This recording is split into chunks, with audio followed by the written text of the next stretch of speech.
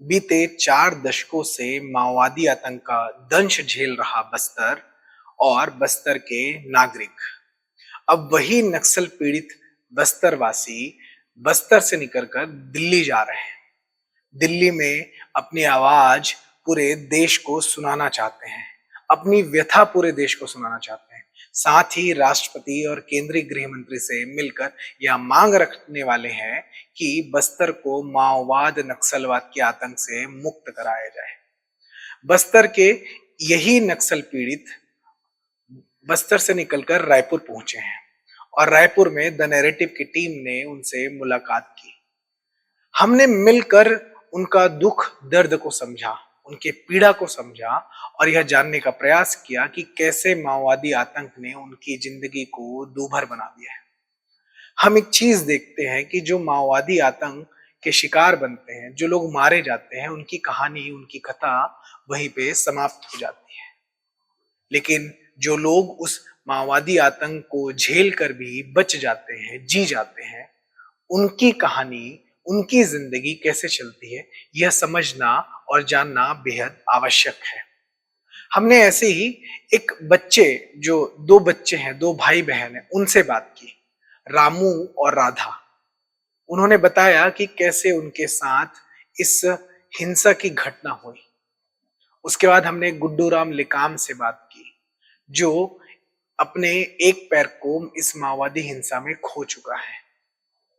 हमने एक छोटी बच्ची से भी बात करने की कोशिश की जो इस माओवादी हिंसा का शिकार हुई, लेकिन वो बच्ची इतनी सहमी हुई थी कि उसने बात तक नहीं की।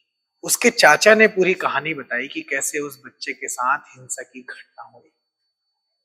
हमने माओवादी आतंक के इन पीड़ितों से बात की जो दिल्ली जा रहे हैं। दिल्ली में अपनी बात को ये पूरी दुनिया के सामने बताना चाहते हैं। दिल्ली में प्रेस कॉन्फ्रेंस भी करेंगे और जंतर मंतर में प्रदर्शन भी करेंगे। दिल्ली में ही राष्ट्रपति से भी मुलाकात करेंगे और केंद्रीय गृह मंत्री से भी मुलाकात करेंगे।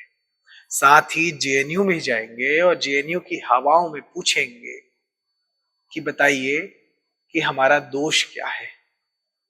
जो लाल सलाम के नारे लगाते हैं, जो नक्सलियों के लिए समर्थन की कोशिश करते हैं, नक्सलियों के बौद्धिक ढाल बनने की कोशिश करते हैं, उनसे वो पूछ रहे हैं, उनसे वो कह रहे हैं, केंजा नक्सली मनवा माटा, अर्थात सुनो नक्सली हमारी बात। और अपनी बात को वो बताना चाहते हैं। वो बता रहे हैं कि उनके पैरों को देखो जो उस नक्सली हिंसा के शिकार बन गए। वो अपनी आंखों को दिखाना चाहते हैं जिसकी रोशनी चली गई। वो अपने हाथों को दिखाना चाहते हैं जिसमें आज भी बम के घाव हैं। तो देखिए द नैरेटिव की एक खास रिपोर्ट जिसमें आप उन सभी नक्सल पीड़ितों के जो प्रतिनिधि मंडल जा रहा है उनसे जुड़े कुछ लोगों से हमने बात की और उनकी कहानी क्या कहती है, और समझिए यह विषय कितना गंभीर है।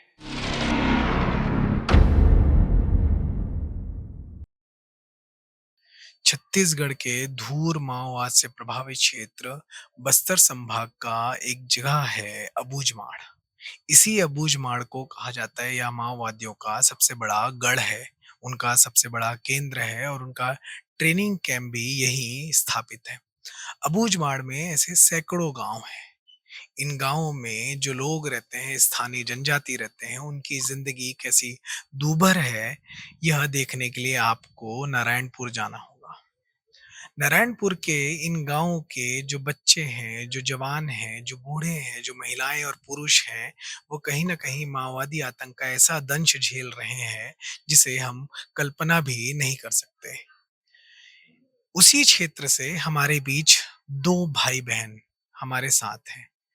उन दोनों ने माओवादी आतंक का जो स्वरूप अपने बचपने में ही देखा है, उसे वो आज भी भुगत रहे हैं।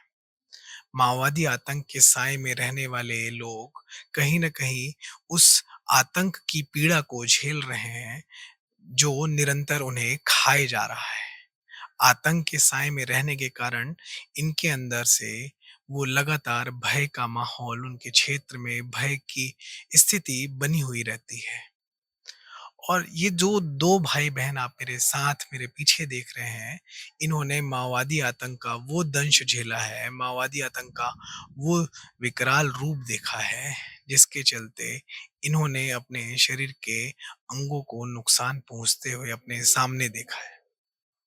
आइए जानते हैं कैसे माओवादी आतंक ने इन बच्चों के जीवन में प्रभाव डाला है। सबसे पहले हम बात करते हैं इनसे। आपका नाम क्या है? मेरा नाम राधा सलाम है। आपका नाम? मेरा नाम रामू सलाम है। आप लोग किस जगह से हैं? कोंगेरा से। नारायणपुर के कोंगेरा गांव से राधा और रामू 2 भाई-बहन हमारे सामने हैं। इन्हीं से हम बात करेंगे कि आखिर इन्होंने माओवाद का जो दंश देखा है, जो झेला है, वो कैसा रहा है? सबसे पहले आपके साथ जो घटना हुई थी, उसके बारे में विस्तार से बताइए कि वो घटना क्या थी और कब हुई थी? जब हम लोग आंगनबाड़ी खेलते-खेलते जा रहे थे, मेरे भाई रामू सलाम और मैं, जब मैं 3 साल की थी और भैया 5 साल के थे, खेलते-खेलते जा रहे थे तो वो फूट गया और पास में ही घर है, आंगनबाड़ी के सामने ही घर है, ज़्यादा दूर नहीं है। तो मम्मी-पापा कुल्ती उकल रहे थे, तो बहुत देर के बाद लगा कि हम लोग रो रहे थे, तो ये हमारे बच्चे हैं बोल के आए। मेरी नानी और मेरे रामू भैया की मम्मी आए सबसे फर्स्ट दौड़ के, तो हमारे बच्चे हैं बोल के उठाए और उन लोग भी हम लोग को देख के रोने लगे। एकदम से चोट लगा था और एकदम जलन जलन कर रहा था, एकदम आँख में भी लगा था एकदम। वहीं से मेरा एक आँख नहीं दिखता है, इसमें रात को पढ़ाई करते समय भी दिक्कत होता है, पढ़ाई-वढ़ाई करने में भी लाइट गोल होता है, तो किधर जा भी नहीं पाती हूँ उतना ज़्यादा, एकदम से तकलीफ़ होता है और धूप में भी ज़्यादा देखने नहीं होता है। माओवादी हिंसा में जिन लोगों को नुकसान पहुंचा, जो लोग नहीं बचे उनकी कथाएं, उनकी कहानियां तो खत्म हो ही गई, लेकिन जो लोग बच गए, उनका जीवन कैसे बीत रहा है, ये जानना और समझना बहुत ही जरूरी है। हमारे साथ रामू है, हम उनसे भी जानेंगे कि कैसे ये बहुत ज्यादा तरीके से माओवादी आतंक का ये जो दंश इन्होंने देखा है, इन्होंने झेला है, वो कैसे आज भी इनके जीवन को प्रभावित कर रहा है। तो रामू, आप बताइए कि कैसे वो पूरी घटना हुई थी और कैसे आप आज भी उस चीज़ों को झेल रहे हैं? जी सर, तो मेरे बहन ने बताई वैसी है सर, लेकिन हम लोग आज हमारा अंग-वंग तो ठीक नहीं है सर, मेरा हाथ भी पूरा अच्छे से काम नहीं कर रहा हूँ मैं भी। बहुत मेरे को जलन होता है सर, जब काम करता हूँ उतना मेरे को ठीक से काम करने का भी मतलब शक्ति भी नहीं होता है सर हाथ में। इसीलिए बहुत बहुत परिस्थिति होती है सर घर में भी, इसलिए मेरी मम्मी है, मेरे पापा भी छोटा समय गुज़र गए सर हम लोग जब 5 साल के थे उस समय। उसके बाद मेरे को आप स्कूल जाते हैं? जी सर, कौन सी क्लास में पढ़ते हैं आप? 10th क्लास में सर। तो जब आप स्कूल जाते हैं और आपकी जो ये स्थिति है वो दिखती है, तो क्या आपको आस-पास के क्षेत्र में जो आपके जो दोस्त हैं, मित्र हैं, भाई-बहन और भी हैं, वो जिस तरह से काम करते हुए दिखते हैं, क्या आपको लगता है कि आप भी ऐसा ही कर पाते यदि ये नहीं हुआ रहता? जी सर, मेरे को लगता है कि सर मेरा भी हाथ अगर ठीक जैसा इन लोगों का मेरा दोस्त मन का है ऐसा होता तो मेरे को भी अच्छा होता बोल के मैं सोचता हूँ सर। ये जो घटना हुई थी तब आपकी उम्र कितनी थी? 5 साल की थी सर। क्या आपके मन में ये प्रश्न आता है कि 5 साल की आपकी एज थी, आपकी उम्र थी, तो आपने ऐसा क्या गुनाह किया था जो आपके हाथ में ये चीज़ हुआ? जी सर, हम लोग को उतना ज्ञान बुद्धि भी नहीं था सर, हम लोग खेलते-खेलते बस वैसे किए थे। तो हम लोग किसी का क्या करेंगे सर हम लोग, कुछ नहीं बिगड़ाए थे सर।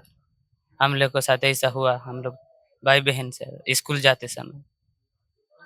ये बस्तर के उन स्थानीय जनजातियों की कहानी है, जो अपनी आम ज़िंदगी आराम से अपने घरों में जी रहे हैं, लेकिन माओवादियों ने उनके रास्ते में, उनके खेलने के स्थानों में, उनके खेलने की जगहों में अपने बारूद बिछा कर रखे हुए हैं। ऐसे बारूद जिनके पास खेलते हुए बच्चे पहुँच तो जाते हैं, लेकिन वहाँ से वो पूरी तरह से जिस तरीके से रहते हैं, वैसे वापस नहीं आ पाते। किसी के हाथ उसमें फट जाते हैं तो किसी का पैर फट जाता है, किसी की आँखों की रोशनी चले जाती है, तो कोई हमेशा के लिए सुनना बंद कर देता है।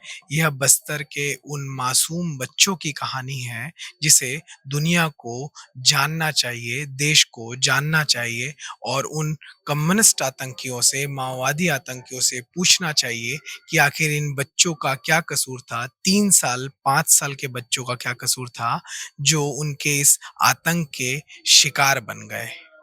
बस्तर का एक गांव मर्दापाल, वहीं पर पास में ही मटवाल का एक बाजार लगता है। उस बाजार में 2 भाई पहुंचे थे। उन 2 भाइयों को तलाश करते हुए कुछ नक्सली वहां पर पहुंचे और उन 2 भाइयों को देखते ही नक्सलियों ने उन पर गोलीबारी शुरू कर दी। गोलीबारी ऐसी हुई कि 3 गोली एक ही भाई को लग गई। 2 गोली तो सीने को चीरकर सीने के भीतर ही रह गई, लेकिन तीसरी गोली एक भाई के हाथ को छूते हुए निकली और दूसरे भाई के जांघ पर जा फंसी। उस गोलीबारी के बाद जब दोनों भाई इधर-उधर भागने लगे, तो जिसे गोली लगी थी वो पास के ही दुकान में चला गया। दुकान में जाते ही वो वहां पर गिर पड़ा। उसको देख नक्सलियों ने एक बार फिर उस पर गोलीबारी की और तब भी वो जब नहीं मरा तो उसे काट दिया गया। वहीं दूसरा भाई जिसके पैर में गोली लगी थी, वो आज हमारे सामने है। माओवादी हिंसा का दंश कई लोगों ने बस्तर में झेला है। सैकड़ों हजारों ऐसे लोग हैं जो उस दंश को झेल कर आज भी जी रहे हैं।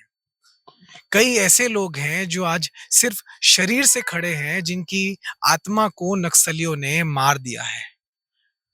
कुछ यही स्थिति आज हमारे साथ खड़े एक स्थानीय जनजाति ग्रामीण की है। आइए उनसे चर्चा करते हैं और समझते हैं कि वो क्या अब उनका जो अनुभव रहा है, जो माओवादी हिंसा को जो उन्होंने करीब से देखा है, माओवादी आतंक को जो उन्होंने करीब से देखा है, वो कैसा रहा है। तो सबसे पहले आपका नाम क्या है? मेरा नाम केदारनाथ कश्यप है। मैं ग्राम पोस्ट तहसील मर्दापाल, जिला कोंडागांव का निवासी हूँ। जो अभी हमने जिस घटना के बारे में सुना, जाना, वो पूरी घटना क्या थी? एक बार आप बताइए कि वो पूरी घटना क्या थी और कब की थी? ये 12 मार्च 2014 की घटना थी। हम दोनों भाई मटवाल बाजार मर्दापाल से 6 किलोमीटर दूर स्थित है। वहाँ पर बाजार में गल्ला का व्यापार करने के लिए गए थे, इमली महुआ धान खरीदी करने के लिए। वहाँ पर अज्ञात 3 नक्सलियों ने आकर हमारे ऊपर पीछे से फायरिंग चालू कर दिया, जिसमें 3 गोली फायर किया गया। सबसे पहले 2 गोली मेरे भाई के पीठ में पीछे से लग गई और तीसरा गोली उसके कोहनी को लगी और वही गोली मेरे जांघ को छलनी करते हुए आगे निकल गया। हमको तब पता चला गोली लग गया बोल करके, जब ब्लडिंग चालू हो गया और हम लोग चलने में थोड़े से असमर्थ हो गए और धीरे-धीरे दोनों भाई इधर-उधर भागने का प्रयास किए और उसके बाद भाई एक दुकान में जाकर के गिर गया और मैं एक ग्रामीण के घर, वहीं ग्राम पटेल के घर में जाकर के उसके धान कोठी के ऊपर छिप गया और मैं अपनी जान को बचाया। और तीनों हथियारधारी नक्सली जाकर के भाई को निर्मम फायरिंग करके मारने का प्रयास मार ही दिए और उसके बाद नहीं मरा था भाई, तब उसके आमाशय की नली को काट करके बाहर निकाल दिए। उस बीच मेरी माँ भी वहाँ मौजूद थी। मेरी माँ वहाँ मौजूद जनता से गुहार लगाती रही, उसके जान का वरदान मांगती रही, लेकिन कोई हेल्प के लिए सामने नहीं आया और मेरे भाई का निर्मम हत्या कर दिया गया। बस्तर के कई बच्चों की ये कहानी है जो केदार जी हमें बता रहे हैं। लेकिन जिस तरीके से उन्हें मार दिया जाता है, जैसे इनके भाई की हत्या की माओवादियों ने, नृशंस तरीके से हत्या की, उसके बाद जो इनके परिवार का और इनका जो जीवन बदला, उसके बारे में भी जानना ज़रूरी है। क्योंकि जिनकी मौत हो जाती है, उनकी कहानी तो खत्म हो जाती है। लेकिन जो उस हिंसा से, उस आतंक की घटना से बचकर निकलते हैं, उनका जीवन कैसे होता है वो भी जानना महत्वपूर्ण है। तो वो जो घटना हुई, उस घटना के बाद वर्तमान में आपकी जो स्थिति है, उसको आप कैसे देखते हैं? उस घटना के बाद से क्या बदला? उस घटना को याद करने से सर हमको तो ऐसे लगता है कि भगवान किसी को ऐसा तकलीफ मत आए कभी ज़िंदगी में, क्योंकि आदमी जब गोली कांड हो या उससे दहशत से गुज़रता है, तो उसका शरीर बहुत तकलीफ में हो जाता है, वो कार्य करने के योग्य नहीं रहता है। मेरा भी गोली लगने की वजह से नस में प्रॉब्लम आ गया, एक साइड पैरालाइज़ हो रहा था, चल-फिरने में बहुत तकलीफ जा रहा था, जिसको मैं सर्जरी करवाने के लिए अधिकारी लोग से संपर्क किया तो शासन से व्यवस्था नहीं है बोले, और घटना के बाद सिर्फ़ हमको 1 लाख रुपए का सहायता राशि मिला सर। बाद में अब मैं जान को बचाने के लिए पैरालाइज़ हो जाऊँगा तो फिर जी नहीं पाऊँगा बोल कर के मैं एक गाड़ी को बेच कर के मैं अपना ट्रीटमेंट करवाया। तो मतलब इस घटना ने कहीं न कहीं आपके परिवार के एक व्यक्ति को तो छीन ही लिया और इस माओवादी आतंक के कारण आपकी शारीरिक और आर्थिक स्थिति भी बुरी हुई। तो उस समय जब ये घटना हुई तब आप लोग की एज क्या थी आपकी और आपके भाई की? मेरा वो एज उस समय 26 साल का था और मेरे भाई का एज 24 साल था। भाई के 2 बच्चे हैं, एक बच्चा 3 माह का था और दूसरा बड़ा भाई वो 2.5 साल का था और मेरे 3 बच्चे हैं।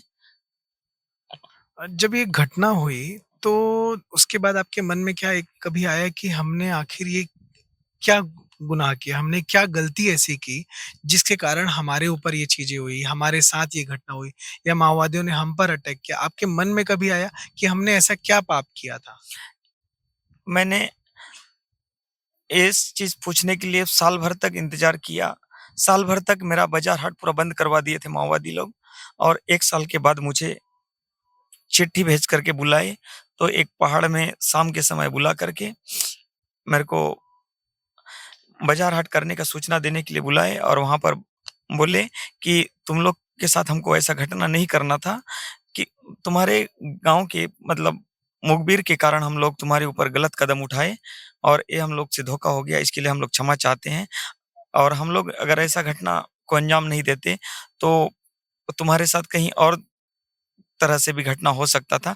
ऐसा बोल कर के नक्सली लोग हम लोग से बोले और स्पष्ट रूप से बोले कि अब तुम्हारे साथ ऐसा घटना हो गया, एक बार हम लोग जानबूझ के तो नहीं, धोखा से ही तुम्हारे साथ किए सही, लेकिन दोबारा ऐसा हम लोग नहीं करेंगे आप लोग के साथ। ऐसे ही बोल कर के हम लोग को सिर्फ़ सांत्वना दिए, बाकी कुछ ये नहीं किए। मतलब आप इस चीज को समझ सकते हैं कि कैसे माओवादी एक झूठे आरोप के चलते या झूठी बातों के चलते या सिर्फ अपने मन में जो उनकी इच्छा है जैसा वो चाहते हैं उसके चलते किसी की भी जान लेने के लिए आतुर हो जाते हैं और हत्या इतनी नृशंसता से की जाती है कि उसका मानसिक स्तर पर प्रभाव हत्या करने वाले के पीड़ित के परिजनों पर भी लगभग घटना के 10 साल बाद भी दिखाई देता है।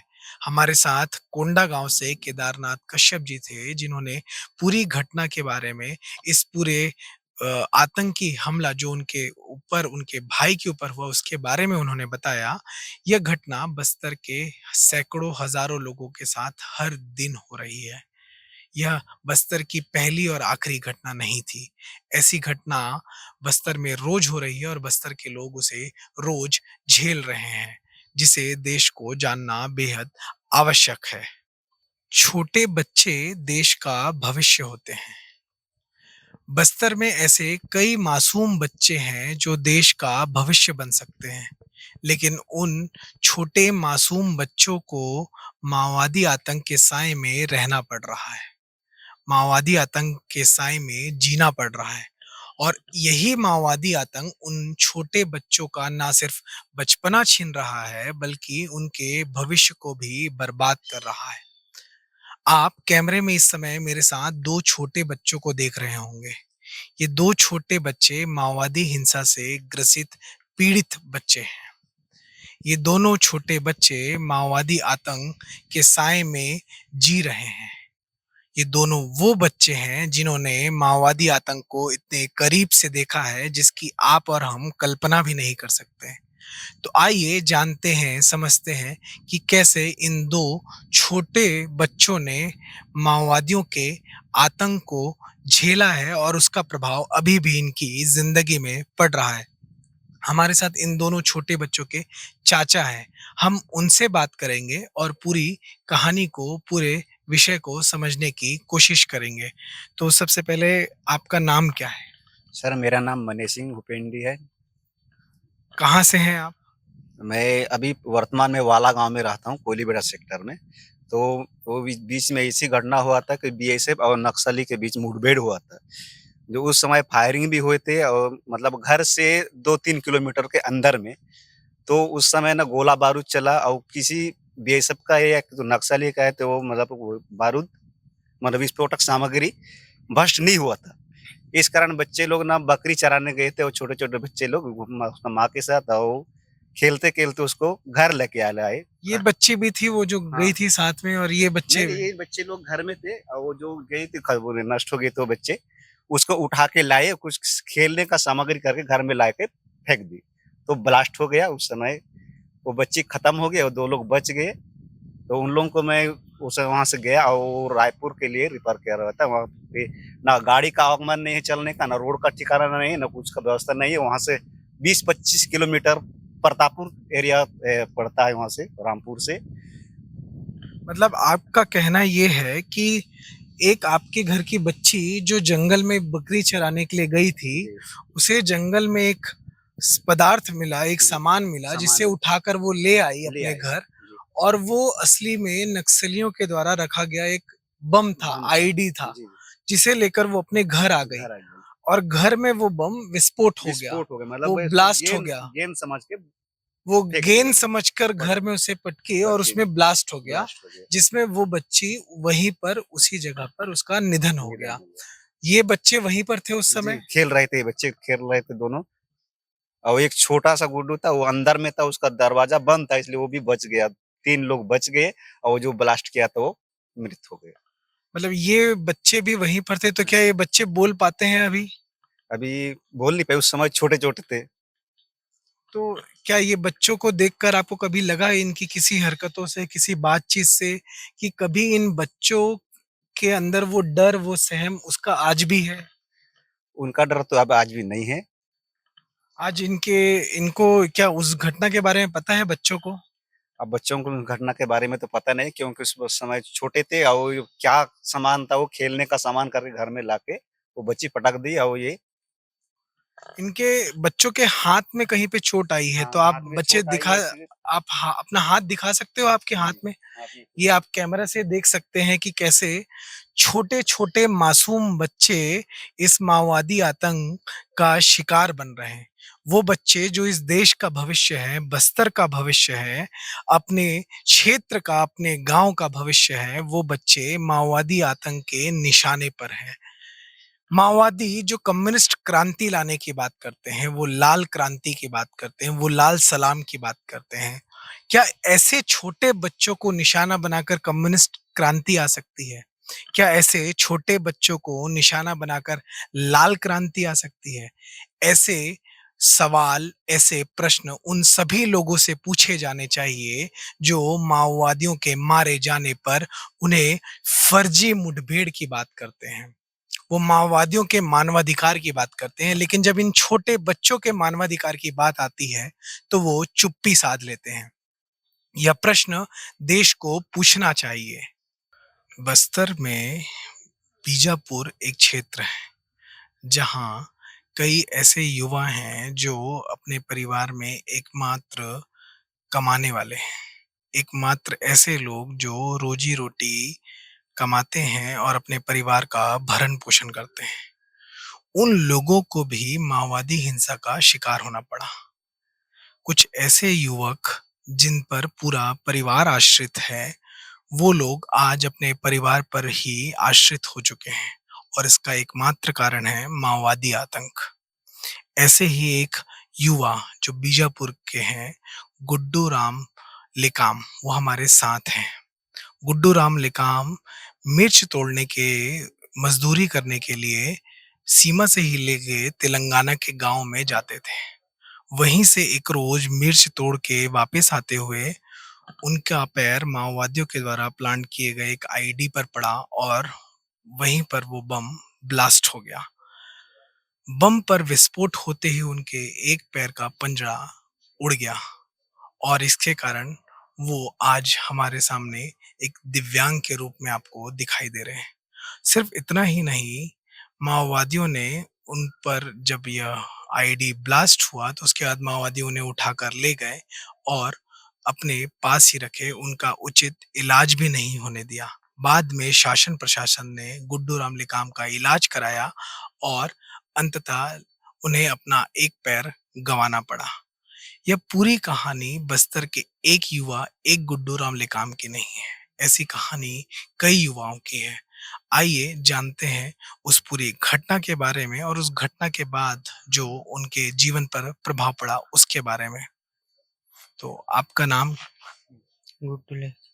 ये जो पूरी घटना हुई है, चूंकि ये हिंदी नहीं जानते हैं, गोंडी में हमें अपनी बात बताएंगे, साथ में हमें हिंदी का अनुवाद उनके साथ ही बताएंगे। तो इनकी पहली पूरी बात को हम गोंडी में सुनते हैं, समझते हैं और फिर हम हिंदी में इसे समझेंगे। पूरी जो घटना हुई आपके साथ, आप कहाँ जाते थे, क्या करते थे, कब आ रहे थे, क्या हुआ, वो पूरी चीज आप बताइए। Namri aku ini kan maktan hakadwa naske paranar nanma चाट कठर देगा बमवाटी मत तुरनक चलवा दिर नन मुन्ने वासुर मतम पैर कडंग बारायो ना तू खाल दोन पड़ता 11 मार्च ते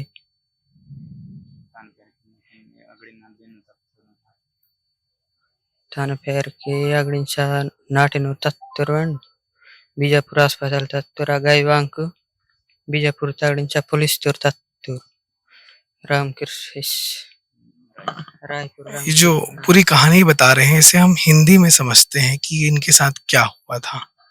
जी आपका नाम क्या है? जी मेरा नाम रामलाल तेलम सर, मैं इसका सपोर्टर हूँ। जी बताइए। जी सर, ये बता रहे हैं कि ये तेलंगाना मिर्ची तोड़ने के लिए गए थे। उधर से जब ये मिर्ची तोड़ के इनका जब वहाँ से मुआवजा मिला, पैसा जो भी है इनका काम किया वाला, तो लेके अब जब ये लोग इसके दोस्त के साथ वहाँ इतवारा एक गांव का है आदमी है उसके साथ ये आ रहे थे पैदल, तो उसी समय जो पुलिस के लिए नक्सली आईडी लगाए थे, तो वो आईडी इनके सपेट में आने से ये इनका पैर मतलब घायल हो गए। तो उसके बाद घायल होने के बाद वहाँ से इसको गांव वाले देखे हैं बम ब्लास्ट होने के बाद, तो इनको गांव वाले खाट में डाल के वहीं रखे थे 2 दिन शायद 1-2 दिन के लिए।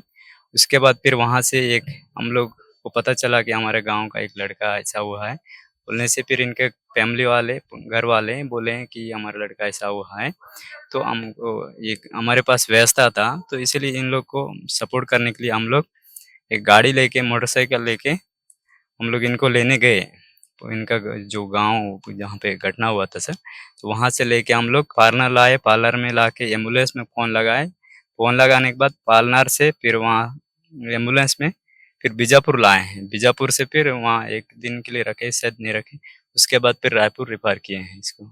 रायपुर में ही इलाज हुआ है इनका। इनका इलाज रायपुर में हुआ। उसके जी। बाद क्या ऐसी इनके साथ जब ये घटना हुई तो ये चूंकि आपके मित्र हैं, साथी हैं, तो क्या आपने इनसे कभी बातचीत में ये समझा, ये पूछने की कोशिश की कि आखिर इनकी ऐसी क्या गलती थी जो इनके साथ ये हादसा हुआ? कि कभी इनके मन में आया ये कि जैसे ये अपने परिवार में एकमात्र कमाने वाले व्यक्ति अपने परिवार को मजदूरी करके रोजी रोटी से पाल रहे हैं, इनकी आखिर ऐसी क्या गलती थी कि जो नक्सली हिंसा की चपेट में इनको आना पड़ा? जी सर, इनका हमको पूछने की कोशिश की है, तो पूछने में ये बताए हैं कि हमारा कोई गलती तो नहीं था, तो जिन पुलिस को नुकसान पहुंचाने के लिए आईडी जो लगाए थे, तो ये सामने आने से आईडी ब्लास्ट हुआ है, इसके चलते।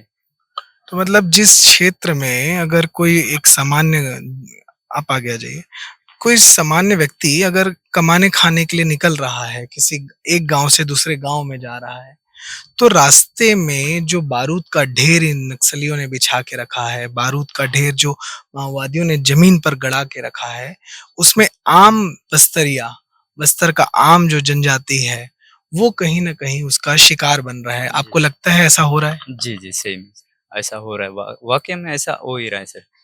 अब देख रहे हैं तो कई जगह ऐसा होते हुए नज़र आ रहा है। आपके आसपास के क्षेत्र में क्या जो गुड्डू राम लेकाम के साथ जो घटना हुई, इसके अलावा और भी घटना आपने कहीं अपने आसपास में देखी और सुनी है? जी, जी। सुनिए सर, जैसे हमारे यहाँ अभी जो सोमली है वो कहाँ क्या बोलना चाहिए, वो क्या गाँव बताएँ, वो जो पटनम साइड से हैं उधर भी वो सोमली के साथ भी ऐसे घटना हुआ। एक और गुट्टा, वो भी ऐसी हैं सर, जो गाँव क्या, तो भी ऐसी बम आईडी से ब्लास्ट होने से भी उसका फायर भी नहीं है अभी। ये जो बस्तर में माओवादी आतंक का जो साया है, माओवादी आतंक का जो ये तथाकथित क्रांति है, तथाकथित आंदोलन है, ये बस्तर के युवाओं को, बस्तर के पुरुषों को, बस्तर के महिलाओं को, अगर हम कहें बस्तर के जनजातियों को अपाहिज बना रहा है। यह कहीं न कहीं उनके विकास के रास्ते में सबसे बड़ा रोड़ा है, जो उन्हें आगे बढ़ने से रोक रहा है।